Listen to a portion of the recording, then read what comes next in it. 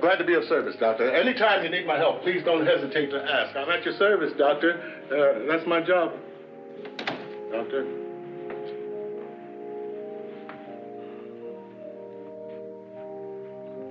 That is the rudest I've ever seen in my life.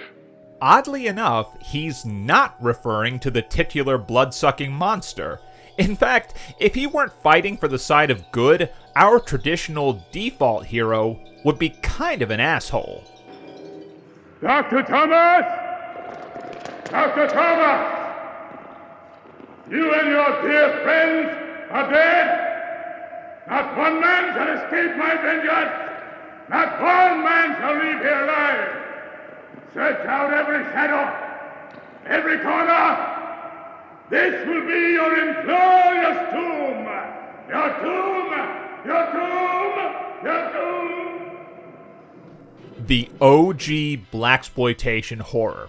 It was only a matter of time before the brand new and still burgeoning subgenre would dip its funktastic toes into the horror game, and tackling the most elegant of horror icons was a savvy move by director William Crane and the one-and-done writing duo of Joan Torres and Raymond Koenig.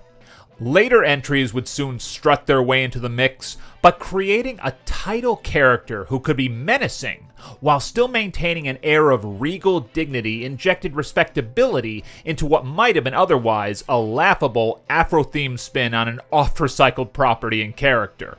It doesn't hurt to have a world-class thespian like William Marshall delivering your sometimes melodramatic, goofy dialogue in his trademark booming intonations.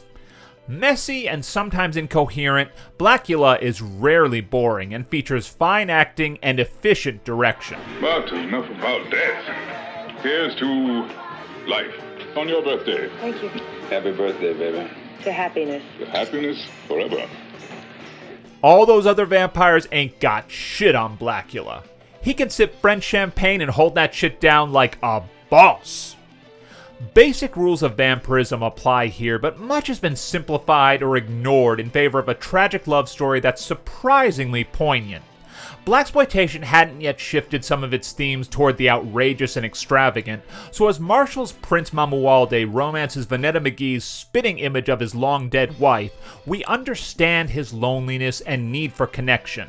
Had he not indulged in his everlasting thirst for the blood of an unfortunately stereotyped gay couple who end up freeing him, things might have ended differently for the doomed couple. But then we wouldn't get terrifically eerie bits like a newly awakened vamp rushing the camera in slow-mo. Blacula moves along at a brisk clip, but that momentum comes at the cost of numerous plot holes and unanswered questions. There seems to be missing cartilage between scenes, which sometimes feels as if we're supposed to fill in the blanks, but it also smacks of budgetary restraint.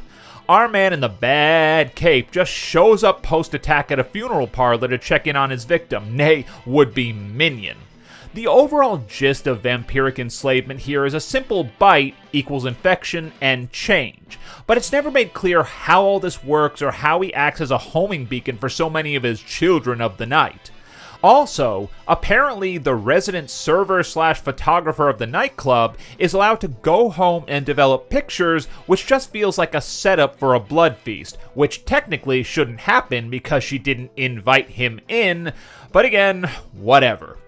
Mamuwalde seems unfazed by this uninhibited modern era, and one wishes the film would explore the dichotomy between his desire to end the slave trade in the late 1700s and how African Americans remained stymied by white America despite the steps of the then recent civil rights movement. Performances are strong across the board, with Thalmus Razulala doing fine work as a doctor doggedly chasing his initially ridiculous suspicions, and Charles Macaulay leaves a lasting impression as the Anglo-Drac.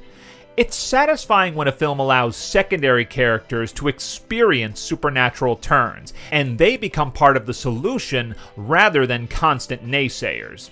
Crane smartly allows McGee to be questioned about her seemingly apathetic, even selfish feelings toward Mamuwalde, despite clear evidence that he's a homicidal monster. Marshall expectedly dominates, and his proclamation of vengeance during the action-packed finale leads to a noble, if predictable, end. Blacula wanders here and there, but its fangs are sharp where it counts. Thanks for watching, you jive turkeys. Plenty more scary stuff coming up, so like and subscribe and have a happy Halloween.